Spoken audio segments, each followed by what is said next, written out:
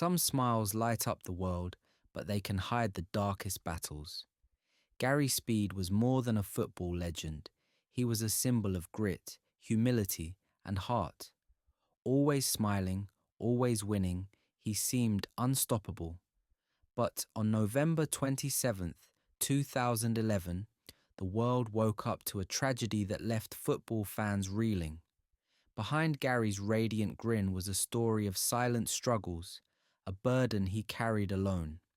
Today, we're diving deep into the life of Gary Speed, his incredible journey, his monumental achievements, and the pain he kept hidden. This is a story of triumph, loss, and legacy. Grab a seat and let's uncover the man behind the legend. Born on September 8th, 1969, in Chester to Roger and Carol Speed, Gary grew up in the tight-knit community of Aston Park, Queensferry. His was a working-class family where love for football ran deep. Picture a young Gary kicking a ball around with mates in the streets, his eyes sparkling with dreams bigger than the small Welsh town he called home. At Hawarden High School, Gary wasn't just another kid. He was a standout. He played for the under-13, under-14, and under-15 football teams, showing a natural flair. And here's a fun twist. He was pretty handy at cricket too, balancing both sports with ease. Oh, and get this, Gary was an Everton fan, while his dad, Roger, rooted for rivals Liverpool, just to spark some playful family banter. It's the kind of rivalry we all know, right? Those early years shaped Gary, planting the seeds of a passion that would soon take him to unimaginable heights. At just 15, Gary's life took a pivotal turn. He was scouted and invited to join the Leeds United youth system, a golden ticket for a kid with big dreams. This wasn't just a step up, it was a leap into a world where talent met opportunity. Gary was a needle in a haystack, an unpolished gem with raw potential. Coaches noticed his work ethic, his vision on the pitch, and a maturity beyond his years. He wasn't the loudest in the room, but his play spoke volumes. By 1988, Gary was blazing through the ranks, and on May 6th, 1989, he made his professional debut for Leeds United in a 0-0 draw. It wasn't a headline-grabbing game, but for Gary, it was everything. He'd made it. His dedication earned him a regular spot, and soon he helped Leeds secure promotion to the First Division in 1990. The boy from Chester was no longer a dreamer. He was a doer. Gary's talents weren't just for club football. His heart beat for Wales. On May 19th, 1990, he earned his first under-21 cap against Poland, a proud moment at Penydarren Park. Just a day later, he stepped onto the senior stage, coming off the bench in the 75th minute against Costa Rica in Cardiff. It was the start of something special.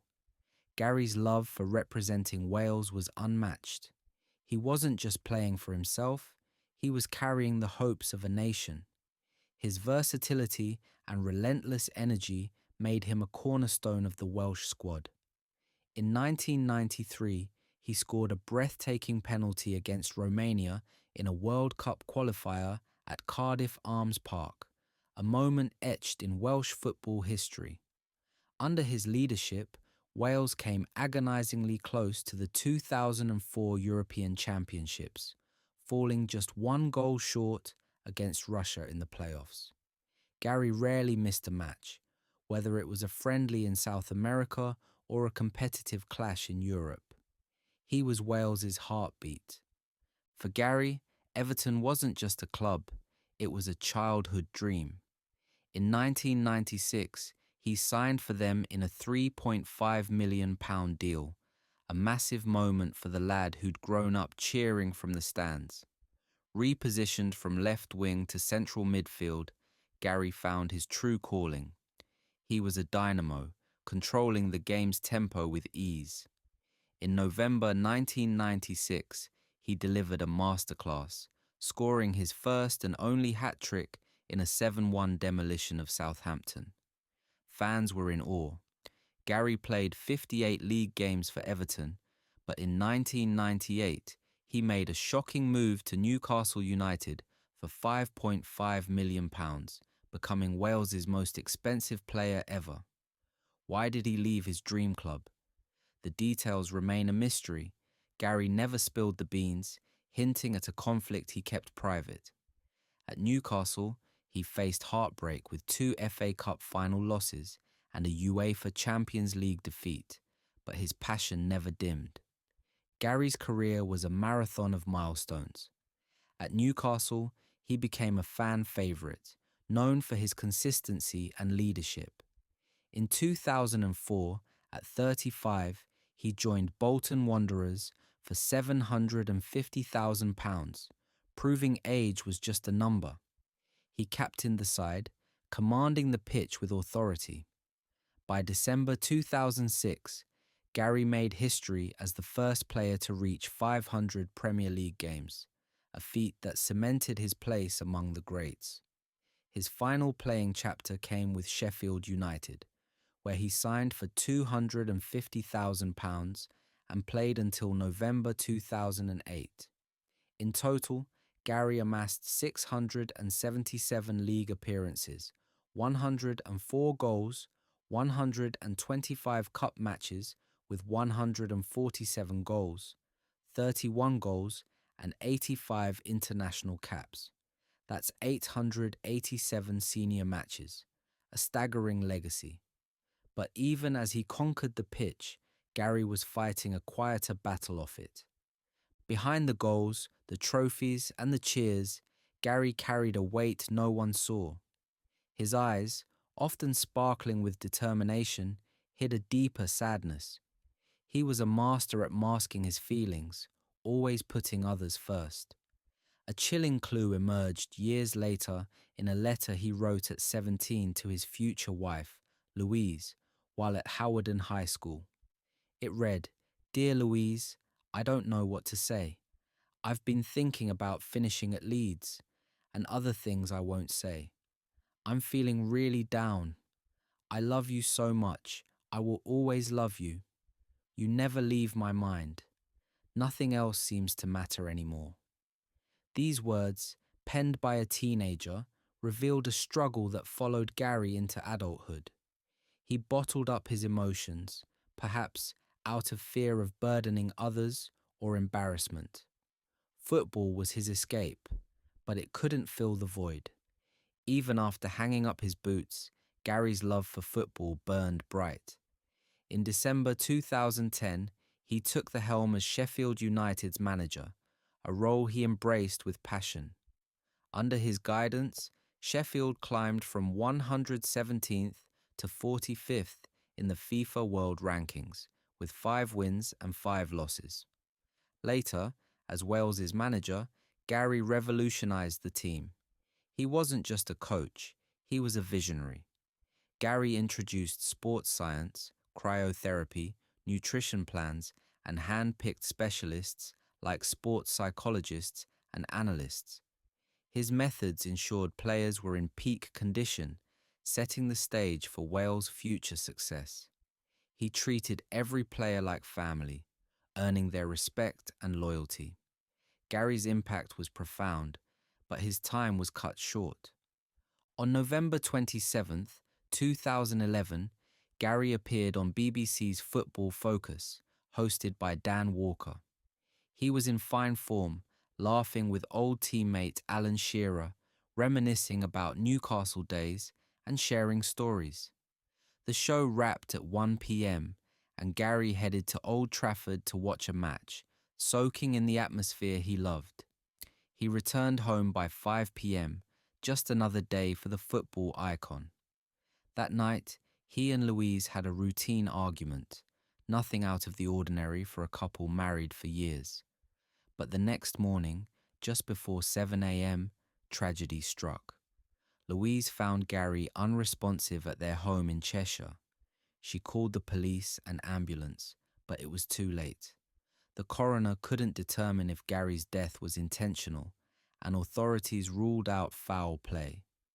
Hours later, the Football Association of Wales announced the devastating news.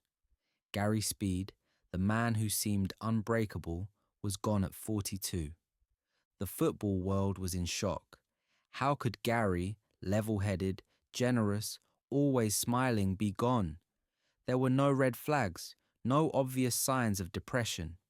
Louise, left with their two sons, grappled with guilt, wondering if their argument had pushed him over the edge. But the truth was more complex. 4 days before his death, Gary had confided in Louise about stress, but she thought it was just a rough patch. The letter from his teenage years, discovered 7 years later, painted a clearer picture. Gary had been wrestling with emotional pain for decades, hiding it behind his warm smile and relentless drive. His death sparked a global outpouring of grief. Matches paused for minutes of silence, and fans chanted his name. But it also raised questions. Why didn't he reach out? Could anyone have seen the signs? Gary Speed was more than a player or coach. He was a pioneer. His integration of sports science, cryotherapy, and nutrition revolutionized football. He stayed injury-free for much of his career, a testament to his methods, and he passed that knowledge to his players. As Wales manager, he laid the foundation for their historic Euro 2016 run, a triumph he tragically didn't witness. His legacy lives on in every team that uses advanced recovery techniques, every player who benefits from his vision. Gary was humility personified, treating fans, teammates, and strangers like friends. He radiated warmth, whether on the pitch, in the dugout, or signing autographs. Tributes poured in, stadiums held memorials, and his name became synonymous with resilience and innovation. Gary Speed's story is a reminder that even the strongest among us can struggle in silence. His smile lit up stadiums, but his pain was his alone. He gave football everything, his heart, his mind, his soul, and left a legacy that endures. Let's honor Gary by opening up, by talking about our struggles, and by supporting one another. His life teaches us to cherish every moment and to never take a smile at face value. Drop a prayer, a memory, or a thought for Gary in the comments below. If his story touched you, hit that like button, subscribe, and share this video to keep his spirit alive. This is the story of Gary Speed, a legend, a pioneer, and a man we'll never forget.